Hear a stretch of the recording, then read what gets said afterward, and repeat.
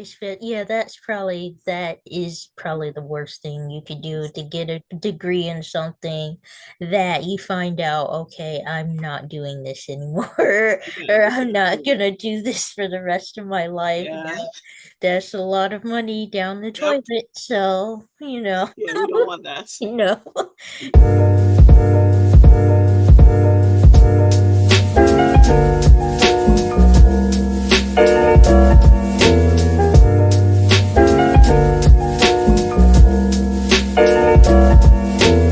Hello, everyone. Welcome to Spruill Spotlight. Today we have here with us Miss Johnson.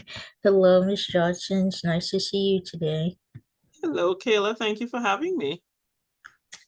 Alrighty, so to start out with, could you tell us, what you do and how you got started? All right. Well, I am president and CEO of an organization called the Philadelphia Youth Network, and our role and goal is to help young people end up in careers of their choosing because they have all the skills and the resources and everything that they need to thrive, right? We believe that, in particular, Philadelphia's young people should be exposed to careers and career options available to them. They should understand what it will take to thrive in those spaces. They should understand what they enjoy doing, what they're skilled at, what they can get better at, and then understand that they have a path to getting there. And so our job, not just at Philadelphia Youth Network, but I believe our broader job as adults in this city is to help channel all of those skills, capacities, and interests of young people so that they can feel comfortable living and thriving in Philadelphia.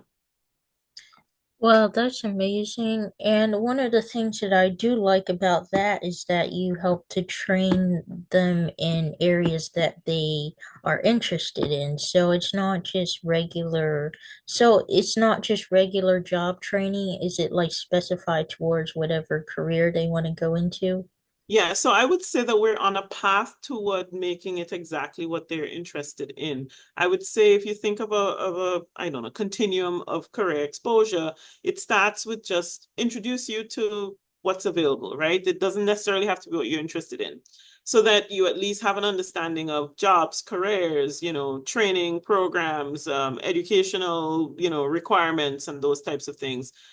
And then you start looking at what you're interested in. So, what do I want to be when I grow up? And, many of us as children might have said doctor, lawyer, air hostess, something like that. I remember I wanted to be an air hostess. That was the cool job when I was a kid, because you got to travel, right? But you begin to learn yourself, who you are, what you like. Do I want to sit behind a desk? Do I want to be outside? Do I want to work with my hands? Am I creative?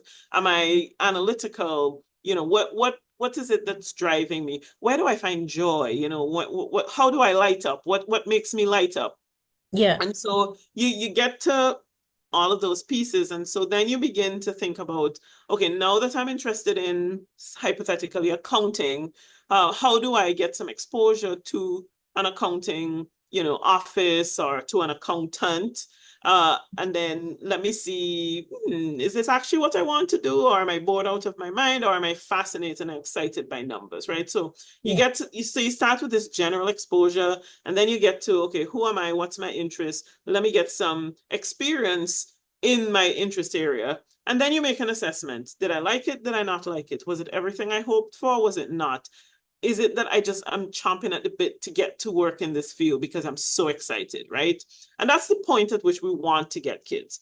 And then we start thinking about, well, what's the training program? Do I have to go to college? Do I need any kind of post-secondary training or experience? How much is that going to cost me? Where will I live when that happens? Do I have the right support systems to be successful in that way? Do I have internship opportunities? Can I work while I'm getting ready for that? And so that's the pathway.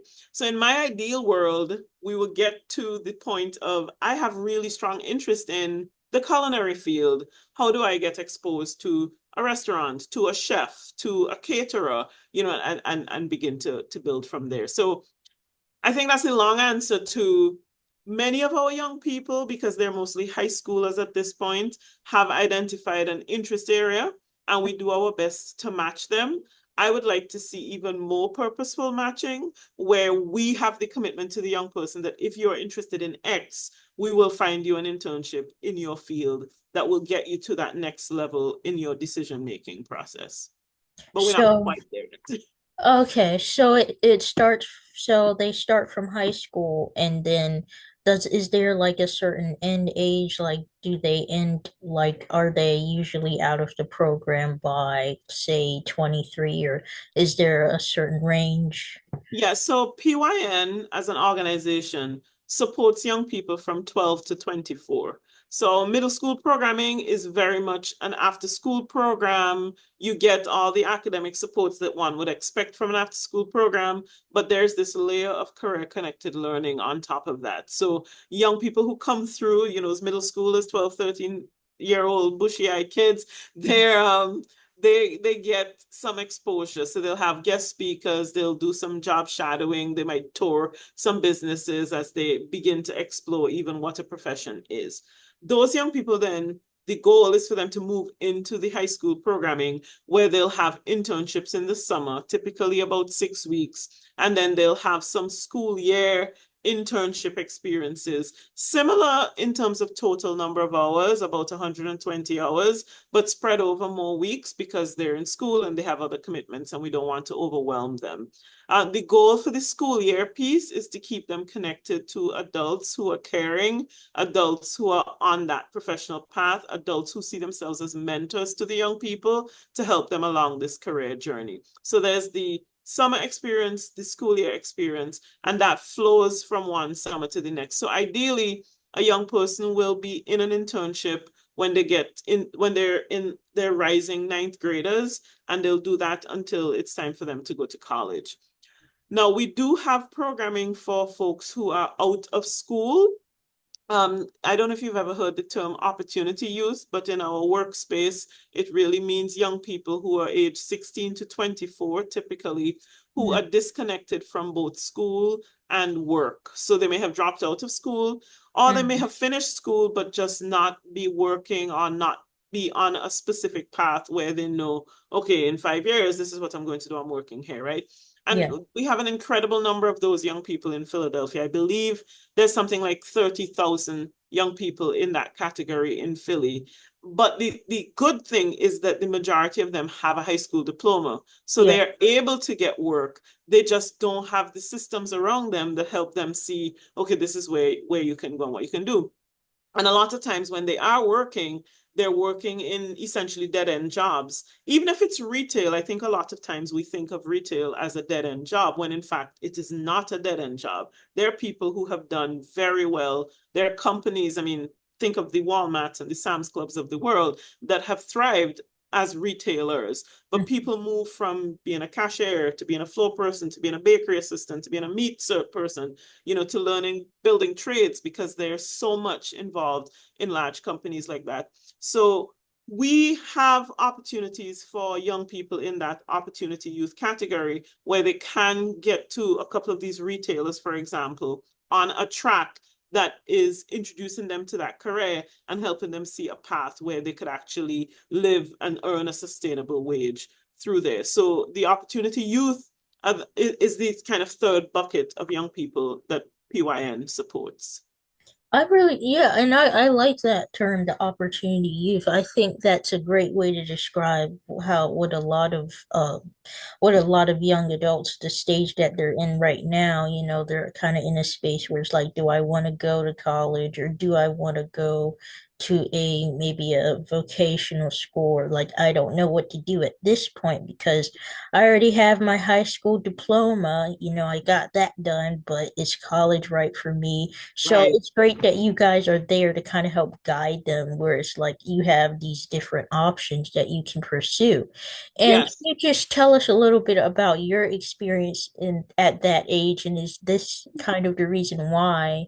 Like, did you not have the same guidance? And is that kind of what inspired you to start PYN? Yeah, it's probably the opposite of that. So I had excellent guidance, Mm, but I saw people around me who didn't. So my journey started with me discovering that social work was a profession. So I grew up in the Southern Caribbean, and our education system ends with what's called A-level exams. So it's like a 2-year A-level experience. So I was in my A-level program, and across the street there was this organization that was helping teen mothers. And I thought, oh, this is kind of cool. What are they doing? How are they doing this? What's this work? And so I went to volunteer, and I met the women who ran it, and they had social work degrees. And I was like, social work, what is that? And then it took me down this whole path. Hmm. I had a very strong support system, parents who cared. My parents did not have college education, but they were determined that each of their 3 children would have some college education because they knew that that was a path to grow. So I always grew up with this understanding that I was going to college, even though nobody knew how we were going to pay for it or anything like Hmm. that, right? So I had that support and that college education. I maximize the experience. I am a proud Temple University graduate. I had got my bachelor's and my master in social work, but I also had excellent mentors at college. And so they nurtured this desire in me to continue to help and support people and help people be introduced to the opportunities and possibilities around them. So I started my career with this very determined focus on just helping people be their best selves, whatever that looked like.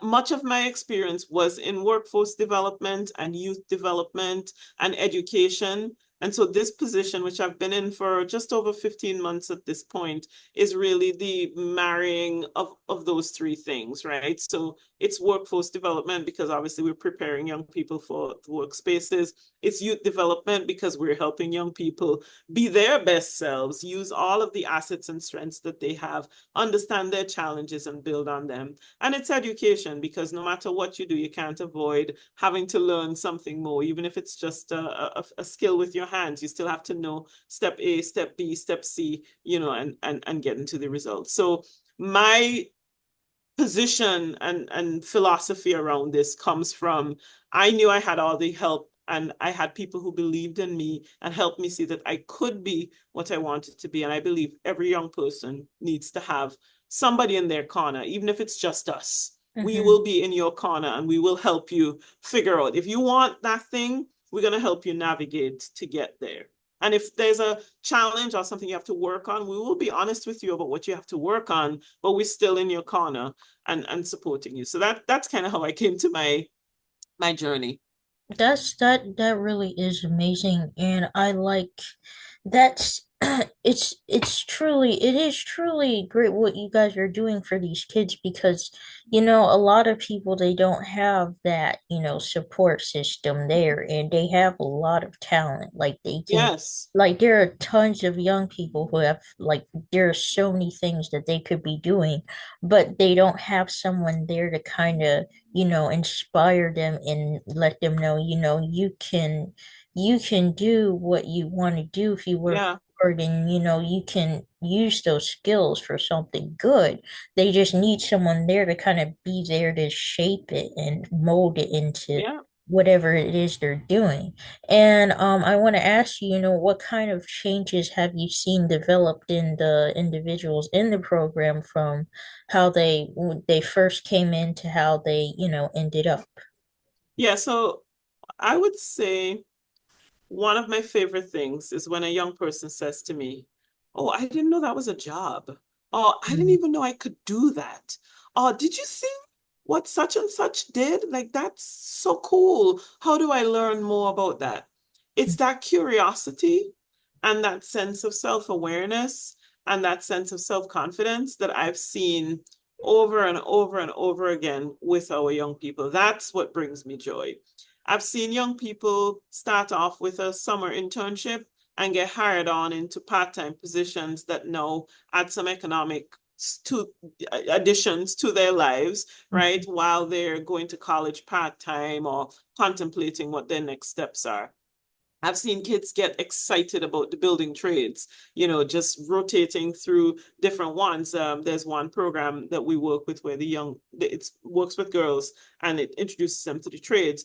And I met a young lady who was just like, I am so torn because I really love carpentry, but I think I also really like the electrical path. And I could only pick one for the trade and I don't know which one to choose, but I'm so excited. But to see that kid and the light in her eyes when she was talking about her equal excitement for one of those two things that we know gives her all this independence, right? Because these are all like union track positions. So, stability of employment and all of that stuff is very much there. Those are the little things, but they're the big things as Mhm. well that I see. Or I've seen kids who say, I thought I would like this, but I didn't like it. I don't think I could sit in an office all day. I feel bored. And I'm Mhm. like, fine, because now you don't want Mhm. to sit in an office every day. So let's find you a role where you're not doing that. Or sometimes a kid, they have a particular interest, but we don't have a specific match for them, and they want to work, so they choose something else and they find that they learn some skills that are universal. So they learn how to show up, how to communicate more clearly, how to look Mhm. somebody in the eye when they're talking to them, how Mhm. to problem solve, how to go to a supervisor with a question. And those are things that, will carry over no matter what field they're in. So we've seen so many things. It is a very rewarding place to be because you just see young people growing. Again, I've only been in this role for a year and a half, but I can't wait to see kids coming back next summer or as they come in for the school year activities, how they're growing. Even just I could tell you like this summer alone, there are kids who during welcome week, because we try to mirror that kind of post-secondary college experience where you have welcome week, and there are kids who are so quiet and you could barely hear their voices when they're speaking. And Mhm. then I go to professional development last week with them, and they're like much more boisterous. He's like Mhm. speaking clearly, holding their heads high, looking you in the eye when they're speaking to you. I just, that just warms my heart. So yeah, we've seen a lot, a lot. And parents too. When you hear parents commend us about the experiences that their young people have had and just be thankful that we exist to do this work and that we show that extra little bit of care for their young person, it helps even the parent, right? Because that's one less thing to worry about in this summer. Your kid is in a place where they're learning and growing and developing and are going to be better off for the school year. So yeah, get a lot of joy out of the work. Yeah, and I could see that too, especially with like how you said when they find something, they're doing something, they're like, I don't know if this is right for me. I think that's one of the best things that they could say because Yep. it's better to find out earlier, Yes. oh, I don't want to do this instead of like years down the line they find out, mm, this now I realize this is not what I really want to be doing Yeah. for a career, you know. Yeah. And just yeah, and just knowing that there are so many options out there. Go ahead. Yeah, I was going to give you a very specific example about that in my child's life. So my daughter, she was always good with just like paying attention to detail and that sort of thing. My husband is an accountant, so we thought, oh, she might be interested in accounting. She likes basic math. She was never like going to be the calculus guru, but Mm. she Yeah. she loved the detail and just getting things in order. So she had an opportunity to do an internship with an accounting department. And she was just like, I like the people, mom, but I just don't like the work. Like, I can't do this every day. But Hmm. because of that, when it was time for college, she knew she didn't want to sit behind a desk. So, what's the job and work that she could do where she was kind of more out and about and had different things to do every day? So, it wasn't kind of a mundane, kind of job. Yeah. And now she works as an operations manager for a women's professional soccer team. And Mm. so I would never have even thought to say to her, you should really think about being an operations manager for Yeah. a soccer team. It never had occurred to me.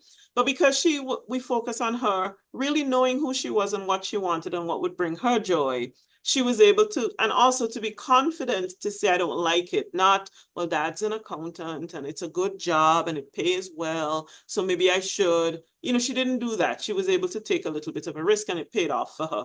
So again, that's my kids' experience. And I've seen this with other kids where they're clear that they don't like something.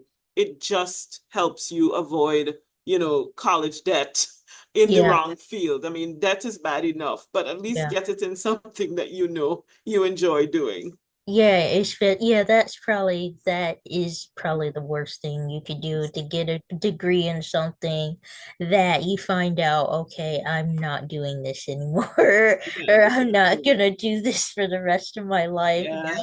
That's a lot of money down the Yep. toilet, so, Yeah, we don't want that. No, We don't want no, but I also want to applaud you as a parent for like just saying how even though she thought she wanted to follow in her dad's footsteps, but she Mhm. decided no, I don't want to.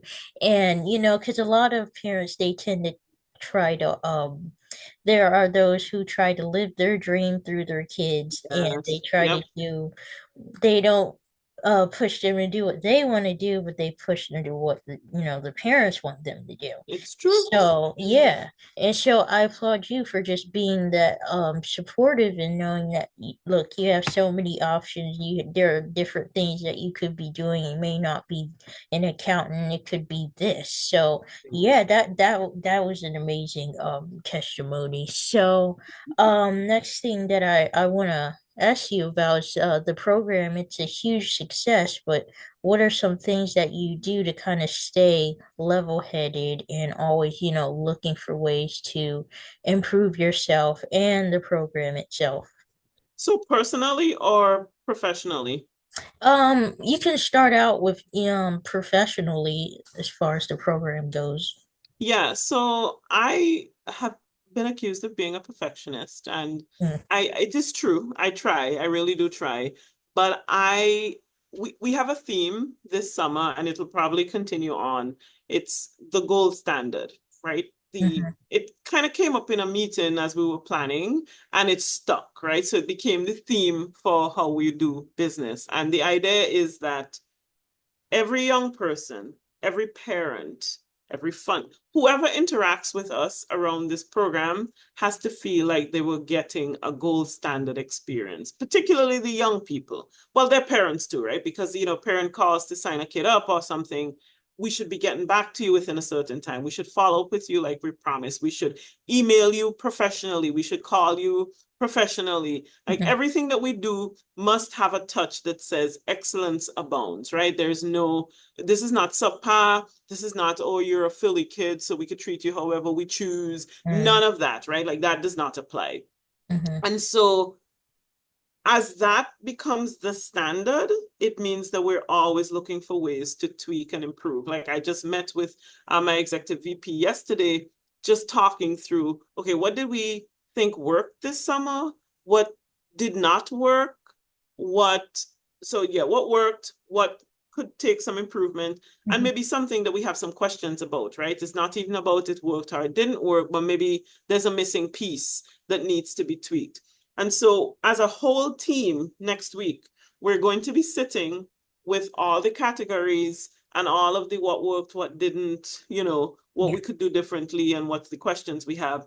And we're going to gather that data as a team. I thought about doing a survey, but that is so impersonal. And also, you don't always get it. Sometimes you need to have that conversation. yeah, So we're committed to continuous quality improvement, constant reflection, and then feeding into improving what we're doing so that we're better the next time. And that philosophy is what means that we will continue to be excellent at what we do. Uh, we have really committed staff, and I am very grateful for folks who believe in the gold standard experience and mhm. are willing to put their sweat and toil and blood into the work to ensure that our young people have what they absolutely need. And so that process of CQI, continuous quality improvement, is what I think is a big driver for the organization and for our work. So one of the things that I think about is I would love to have a more diverse group of employers Mm. work sites available to us next summer. So what are we doing between now and, November, December to be reaching out to those employers, to be asking them, would you take the responsibility of a young person under your wing this next summer or in this school year? Do you see yourself as being responsible for Philadelphia's young people and helping just one, at least one kid get to that next level for themselves? And so when you have employers that buy in, then you're talking, you get this one, and then you say to them, well, do you have any colleagues who are like-minded? How could we Mm. get to them? And so I've charged my team with a goal of a certain number of employers that we want to have on board by the end of December of this year, like a good percentage of who we expect to serve next year, so that when we're recruiting young people, we could be very clear on what's available and that it's matching their interests. So, that idea I said at the very beginning, that I want to be much more deliberate with the matching. It's okay for you to just have work experience, but I want that work experience to be much more deliberate as you get older. So maybe as a ninth grader, you don't have a specific thing in mind. But by the time you get to 11th and 12th grade, I would hope that you're a little clearer about what you want to do, and we should be ensuring that you're matched up that way. So that I would say is the biggest thing that we do in terms of improvement of our program. Okay. And what about personally? Like, how do you try to set goals to improve personally? Yeah, so I tend to be somebody who thinks about what's wrong, what needs to be better. I don't spend a lot of time, congratulating myself on all the good stuff. I know So how that feels, so yeah. yeah. I sometimes struggle with procrastination, and it's Oh, usually because I get really excited about the thing I want to do, and I just want to do the thing I want to do. yeah, Ironically, my pastor preached a sermon this past Sunday, which was all about the sluggard from the religious reference to Proverbs. And I was yeah. like, oh man, Pastor Randy really got me, because, I'm like stepping into sluggard territory and we cannot afford that. So I immediately started thinking through, okay, what do I need to read in terms of my like daily affirmation and Yeah. reminders to, to improve my habits so that I am the best person I can be. And Yes. part of that is knowing myself. So I Mhm. know when I'm slipping, it's kind of like I could watch myself going down the wrong path and I have to pull myself back up. So, Mhm.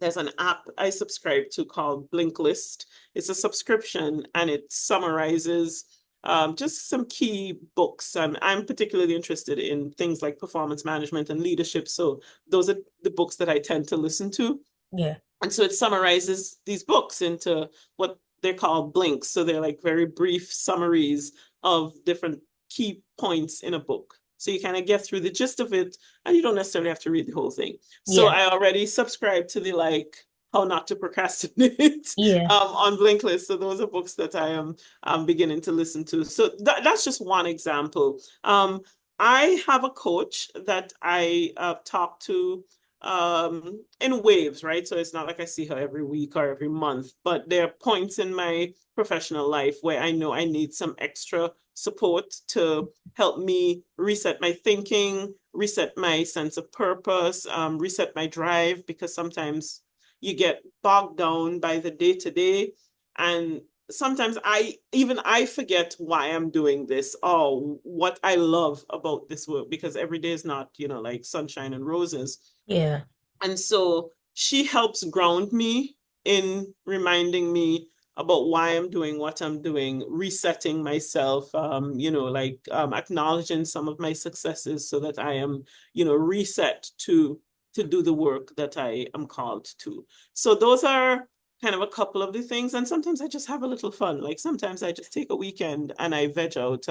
My children are out of the house now, so Mhm. like on a Friday night, my husband and I would just chill. We might watch some random film, Mhm. just to kind of decompress, and that's equally important for me.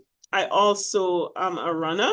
I still sometimes don't say that with confidence, but I Mhm. do run. I haven't been as active in the last couple of weeks, but that is it's one of those me against me type of situations, right? Like I don't run to compete because I would never win a race. It's not about that. It's really about me saying, I'm getting to the finish line. How do I mentally push myself when my body may not feel like it, or when I don't feel like waking up to go running with my group? So those are kind of all of the things that come around me to kind of give me some balance. Yeah, and I can say that I relate to pretty much 90% of what you just said, Yeah. especially the procrastinating, because I too like I'll have an idea or something that is very exciting to me, but then I put it off because sometimes I know that I will put it off because it seems too big or too big Yes. to accomplish. Yep. And it's like, oh, I don't know if I can do this right now, so let me just wait till tomorrow. And then Yep. it never gets done. Yep. So, that I think that's something that we're all kind of working on. And just to kind of close our conversation, what is a piece of advice that you can give to people who want to make their mark on the community, even in the smallest way? Yeah.